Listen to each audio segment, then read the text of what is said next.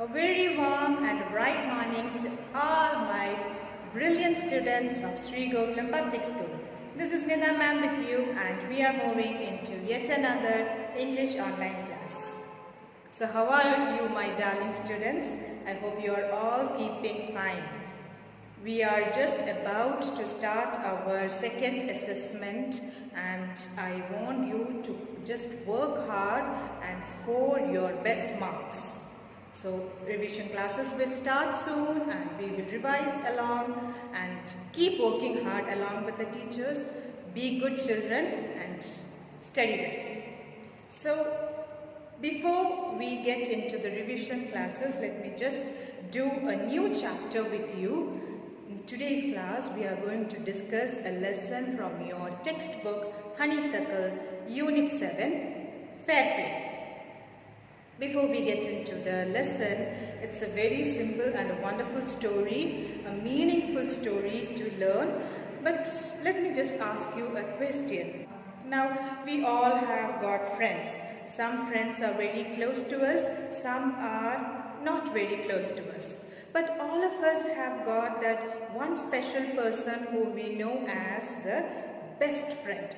Now that person might be the one whom you are sharing your thoughts, your feelings, your things, and you have a very good relationship with that person.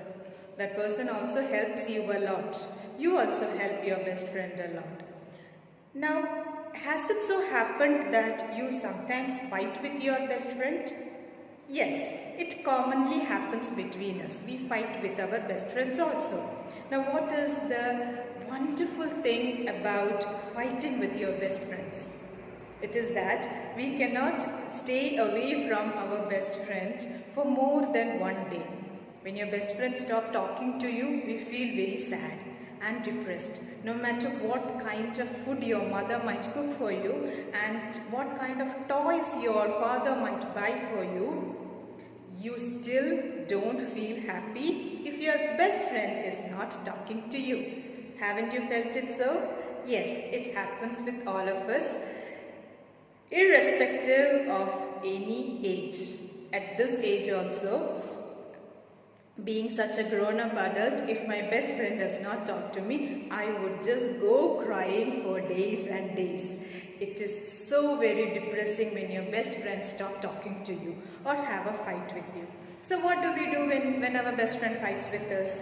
Maybe for a few minutes we will just keep quiet and we will think, let her talk to me or let him talk to me. Yeah, why should I go? Why should I go and talk? Then after some time you start feeling sad. Your best friend also feels sad. Then slowly you start talking to each other. You might say that what you said is not right. I did not like it. And your friend also shouts at you. But after all that shouting, you just forget everything and then you become very close to each other. That is the most beautiful and the wonderful thing about having best friends. No matter what kind of differences we have, we always come back together and we stay together. That's what friends are for, especially best friends. So this story is also about two such best friends. Okay, one person's name is Algu Chowdhury. Now this is taking place in North India, a small village in North India. So the names are also very different kind of names there we have. So it is Algu Chowdhury and Juman Sheikh. Now Algu Chowdhury and Juman Sheikh were very close friends. They had married, they had children, even their families were also very close to each other. Algu's wife and Juman's wife was also very great friends. Algu's children and Juman's children also were very great friends. So as a family also they were together, and as a person also Algu and Juman were very best friends. So whenever Algu went outside of the village, he used to make his family go and stay in Juman's house. In the similar way, when Juman went out of the village, Juman used to make his family stay in Algu's house. So that much kind of intimate and close relationship they had. Now, it so happened that Juman Sheikh had an old aunt. Okay, she did not have a husband, she did not have any children, so she was all alone. But she had some property with her. But being in an old age, property was not of much use to her. She wanted somebody to take care of her. So what did she do? She went and sought help from Juman. So there was an agreement between Juman and his old aunt. The agreement was that the aunt would give all her wealth and property to Juman, and instead she would stay in Juman's house. And Juman's wife and Juman had to take care of her. So with that understanding, the auntie gave all her property and wealth to Juman, and she started staying in Juman's house. Now everything was going well and okay for a few months. Okay, they were taking good care of the auntie. Then after some time, what happened?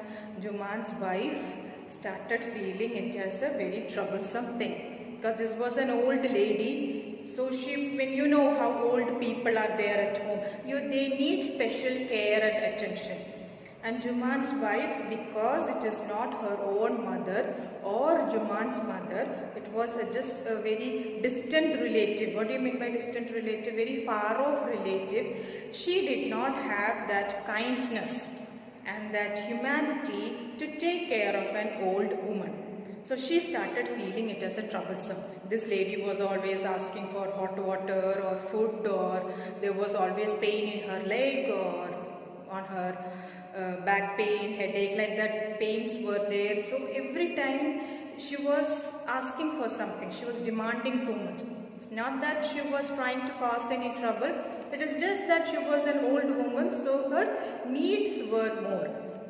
So Juman's wife found this so very troubling, and she had to take care of the family, she had children to take care of. She did not have much time to take care of the old woman. So what happens now? Juman's wife started behaving in a very rude manner to this lady. She started complaining, she started shouting at the old lady. Even Juman also was supporting his wife. And he also started feeling that, this old woman is a problem for them.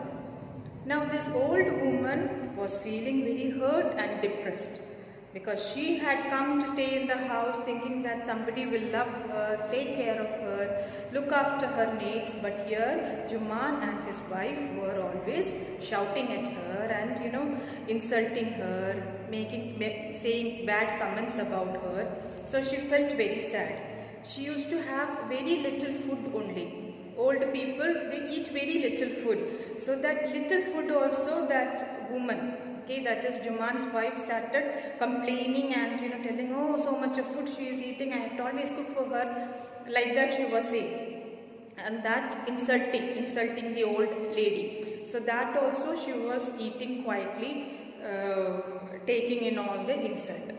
Finally, one day, what the aunt decides, the aunt feels like enough is enough. I don't want to hear any more of this shouting and complaining and insulting. She wants to put an end to all this. So she goes to Juman. She goes to Juman and she tells Juman, see, I have clearly understood that I am not needed in the house and I am causing a lot of trouble for you. So do one thing, give me money. Okay, why give me money? It is because she has given all her property to Juman. So she said, I have given you my property, so monthly allowance, every month you give me some money. Because I have given you my property, every month give me a monthly allowance. Monthly allowance means every month you give me some amount, okay, for her expense. So it could be, maybe in those times it was like 1 rupee, 2 rupee means it cost thousands. So like that, some money you give me every month and I will cook for myself. Okay, now she is telling that I have got energy or I have got the stamina to cook for myself. So till the time I am able to cook for myself, let me cook. Okay, I will set up a separate kitchen and I will do my own cooking. So for cooking, what do you want? You need fuel, you need vegetables, you need rice. So to buy those things, she wants the money. Now Juman says that no, I will not give you money. Okay, you have given your property to me and that is it, the end of it. And my wife know how to take care of the house. So you keep quiet and listen to what my wife is telling and follow her instructions. That's all. Okay, there is no need for any separate kitchen and I cannot give you any money. So he tells that very rudely to her. Now the lady is not satisfied with that answer and she is not even going to listen to what Juman is telling. She has heard enough of insult. So what she does, she takes the case to the village panchayat. Now what do you mean by the village panchayat? Village panchayat means in olden times there were no courts.